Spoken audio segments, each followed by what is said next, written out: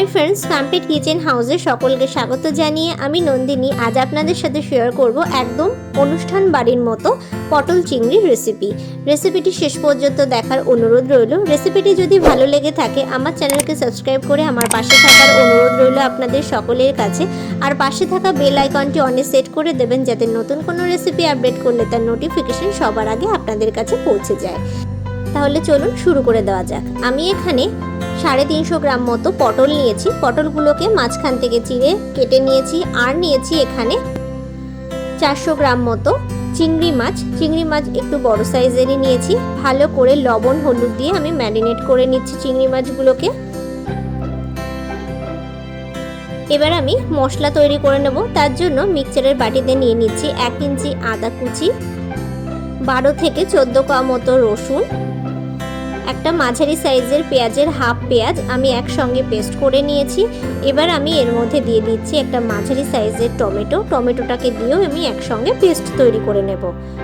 এবার আমি কড়াইতে সরষের তেল গরম হতে বসিয়ে দিয়েছিলাম। তেল ভালোভাবে গরম হয়ে গেলে আমি পটলগুলোকে দিয়ে দিচ্ছি। এবার আমি একটু তেলে নাড়াচাড়া করে নিয়ে এর মধ্যে দিয়ে দেব সামান্য পরিমাণে একটু লবণ, যাতে পটলগুলো খুব তাড়াতাড়ি সেদ্ধ হয়ে যায়।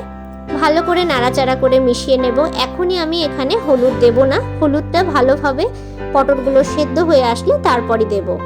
দেখুন পটলগুলো বেশ ভালোভাবে সেদ্ধ হয়ে এসেছে। এবার আমি এর মধ্যে দিয়ে দিচ্ছি সামান্য একটু হলুদ। এবার হলুদ দিয়েও পটলগুলোকে নাড়াচাড়া করে বেশ ভালো করে ভাজা করে নেব। পটল যদি ভালোভাবে ভাজা না হয়ে থাকে তাহলে কিন্তু একটু পানসা লাগতে পারে, তাই পটলটাকে একটু সময় ধরে ভেজে নিতে হবে। দেখুন পটলটা ভেজে নেওয়া হয়ে গেছে। পটল ভাজতে একটু বেশি সময় লাগে, তাই একটু সময় ধরেই পটলগুলোকে ভেজে নেবেন। বাকি পটলগুলোকেও আমি ঠিক একইভাবে ভেজে তুলে নেব। পটল ভাজা ওই তেলের মধ্যেই এবার আমি দিয়ে দেব ম্যারিনেট করে রাখা চিংড়ি মাছগুলো এপিট ওপিট নাড়াচাড়া করে একটু লাল লাল করে ভেজে নেব। হালকা ভেজে নেব, বেশি ভাজবো না। একটু নাড়াচাড়া করলেই তো চিংড়ি মাছগুলো লাল লাল হয়েই যায়, তো ভালোভাবে নাড়াচাড়া করে চিংড়ি মাছগুলোকে ভেজে নিচ্ছি। আপনারা চাইলে পটল ভাজার যে তেলটা ওটা ফেলেও দিতে পারেন বা পরে ইউজ করতে পারেন। আমি ওই তেলেই রান্নাটা করলাম। ভালোভাবে তেল ঝরিয়ে চিংড়ি মাছগুলোকে তুলে নেব। ওই কড়াইতেই আমি পরিমাণ মতো সর্ষের তেল দিয়ে দিয়েছি। তেল বেশ ভালোভাবে গরমও হয়ে গেছে। এবার আমি এর মধ্যে দিয়ে দেব ফোড়নের জন্য আমি এখানে নিয়ে নিয়েছি সামান্য একটু জিরে, 2টো দারচিনির টুকরো আর 3টে ছোট এলাচ মাঝখান থেকে ফাটিয়ে নিয়েছি। ভালো করে ফোড়নটাকে হতে দেব। ফোড়ন থেকে খুব সুন্দর গন্ধ বের হতে শুরু করলে আমি ডুমো করে কেটে রাখা আলুগুলো দিয়ে দিলাম। আমি এখানে ছোট সাইজের আলু ব্যবহার করেছি। আপনারা চাইলে বড় সাইজের আলু মাঝখান থেকে কেটেও ব্যবহার করতে পারেন আপনাদের পছন্দ মতো। ভালোভাবে এই ফোড়নের সাথে আলুটাকে একটু নাড়াচাড়া করে নিয়ে এর মধ্যে দিয়ে দিচ্ছি সামান্য পরিমাণে একটু লবণ দিয়ে আলুগুলোকে ফোড়নের সাথে ভেজে নেব। দেখুন আলুগুলো ভেজে নেওয়া হয়ে গেছে। এবার আমি বেটে রাখা মশলাটা দিয়ে দিচ্ছি। আদা, পেঁয়াজ আর রসুন, টমেটো একসঙ্গে যেটা পেস্ট করে রেখেছিলাম সেটা দিয়ে দিলাম। ভালো করে একটু নাড়াচাড়া করে মিশিয়ে নিচ্ছি আলুর সাথে। এবার আমি এর মধ্যে গুঁড়ো মশলা দিয়ে দেব। এখানে নিয়ে নিয়েছি 1 চামচ জিরের গুঁড়ো, 1 চামচ ধনের গুঁড়ো, হাফ চামচ হলুদ গুঁড়ো, 1 চামচ কাশ্মীরি লাল লঙ্কার গুঁড়ো। বেশ ভালো করে আবারও নাড়াচাড়া করে মিশিয়ে নেব। ভালো করে নাড়াচাড়া করে মিশিয়ে নেওয়ার পর এর মধ্যে দিয়ে দেব কাঁচা লঙ্কা। ঝালটা আপনারা যে যেরকম খেতে পছন্দ করেন সেই অনুসারেই দেবেন। এই মশলাটাকে বেশ ভালো করে কষিয়ে নেব যতক্ষণ না মশলার কাঁচা গন্ধটা সম্পূর্ণভাবে চলে যায় এবং মশলার থেকে তেল বের হতে শুরু করে। তো দেখুন মশলাটা বেশ ভালো করে কষিয়ে নেওয়া হয়ে গেছে। এবার আমি এর মধ্যে ভেজে রাখা চিংড়ি মাছ আর পটলগুলো দিয়ে দেবো।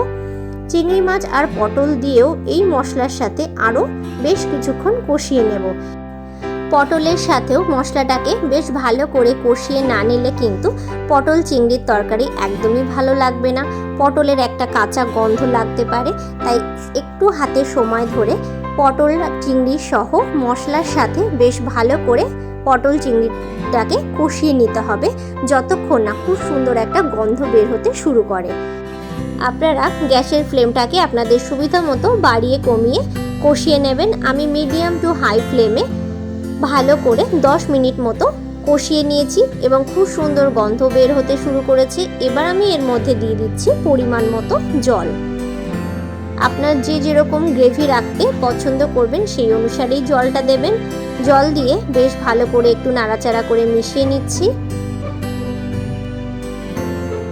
এই পটল চিংড়ির রেসিপির কিন্তু গরম কিংবা ঠান্ডা ভাতের সাথে অথবা রুটি পরোটার সাথে খুবই দারুণ লাগে।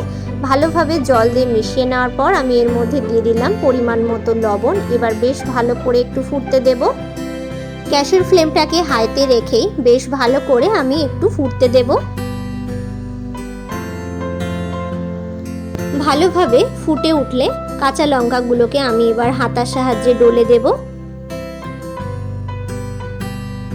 আপনারা চাইলে কাঁচা লঙ্কা বেটেও এর মধ্যে দিয়ে দিতে পারেন, কোনো অসুবিধা নেই। লঙ্কাগুলো বেশ ভালোভাবে ডলে দেওয়ার পর আমি আরও 1-2 মিনিট মতো একটু ফুটিয়ে নিচ্ছি। এবার আমি এর মধ্যে দিয়ে দিচ্ছি গরম মশলার গুঁড়ো। এখানে আমি 1 চামচ গরম মশলার গুঁড়ো ব্যবহার করেছি। ভালোভাবে নাড়াচাড়া করে মিশিয়ে দিচ্ছি। পটল চিংড়ি একদমই তৈরি হয়ে গেছে সার্ভের জন্য। এবার আমি সার্ভ করে দেব। আপনারাও এই রেসিপিটি বাড়িতে ঠিক এইভাবে তৈরি করে দেখতে পারেন। আশা করছি আপনাদেরও ভীষণ ভালো লাগবে। আজকের এই রেসিপিটি বাড়িতে ঠিক এইভাবে ট্রাই করে আমাকে কমেন্ট করে জানাতে ভুলবেন না যে আপনাদের কেমন লাগলো।